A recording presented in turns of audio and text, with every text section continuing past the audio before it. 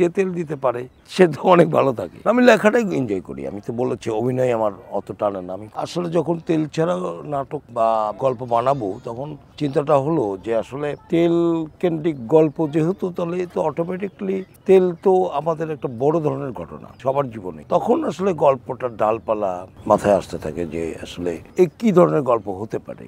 তাহলে গল্পটা তেল এবং তেলের বিরুদ্ধে যারা, তাদের সঙ্গে গল্পটার একটা রিলেশনশিপ হইতে পারে। এই গল্পের যে বক্তব্য বা গল্পের যে সার সংক্ষেপ, যে গল্প বলতে যেটা বোঝায়, তার ভিতরে প্রত্যেকটা গল্পের সঙ্গে আপনি মৌলিক গল্প সবই, কিন্তু এরকম বিষয়বস্তু নিয়ে যে গল্প হতে পারে, এটাই একটা অদ্ভুত ব্যাপার।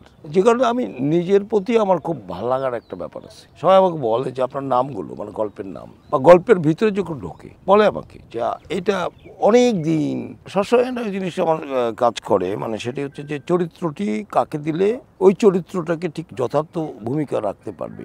তেল ছাড়া জীবনের সঙ্গে মার্জকের একটা ব্যক্তিগত সংযোগ আছে। সে তেলের বিরুদ্ধে অনেকগুলি স্ট্যাটাস দিয়েছে। তাহলে বোঝা যায় তেল নিয়ে তার একটা আগে থেকে এক ধরনের তার ভাবনা চিন্তা আছে। তো ওই চরিত্রটি আমাকে টানতো এই তেল ছাড়া। তো ওই চরিত্র যখন আমি চিন্তা করছি, মার্জকের বিকল্প আমি ভাবিনি। যেমন আমি অপুদিকে নিয়ে আসছি, উনি আব্দুল রানার স্ত্রীর অভিনয় করেছেন বা করছেন, ওনার যথার্থতা আছে। আসলে ইম্প্রোভাইজ যদি বলি, আসলে ওই অর্থে ইম্প্রোভাইজ বলতে তো ব্যক্তি তো ব্যক্তি তার মতন করে আসে। এখানে কিন্তু দেখবেন খেয়াল করে কারো ডায়লগ নাই, আমি নিজেই কিন্তু সমস্ত ডায়লগের মালিক।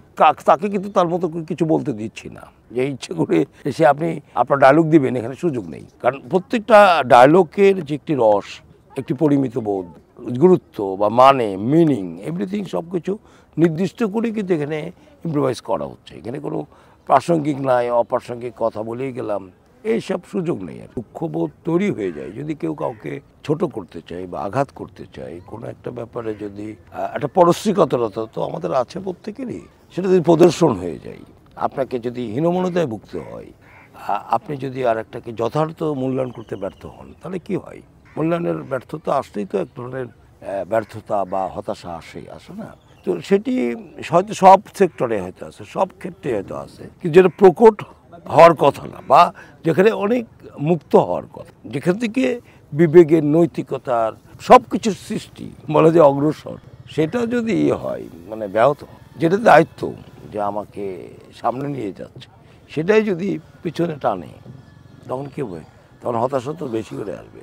যেটা পালস মানে মানুষের, আমরা তো বুঝি এটা গবেষণার একটা ব্যাপার যদিও, তারপরেও কোনো কমন জিনিস আছে না, যে জিনিসটা দেখলেই তো বোঝা যায় কি গ্রহণ করবে কি গ্রহণ করবে না। কিন্তু আমি সৌভাগ্যবান, যেহেতু আমার একটা অভিজ্ঞতার আলোকেই বলতে পারি যে আমি পূর্বে যে নাটকগুলো করছিলাম, মানুষ গ্রহণ করছিল, সেই আলোকে বলতে পারি এটা আরও আমি অনেক বেশি পরীক্ষা নিরীক্ষা বা আমি চেষ্টা করতেছি যাতে আরও সময় উপযোগী কথা বলার জন্য, যেগুলো ধরুন তেল দেবে না, তেল খাবা না, বা তেল মারবা না, বা জায়গা মতো তেল দিয়ে দাও, এই যে বিষয়গুলো আছে, তার মানে কি এটা সবার জন্য, মানে সব সময় এটা চলতেছে। এবং যে তেল দিতে পারে সে তো অনেক ভালো থাকে।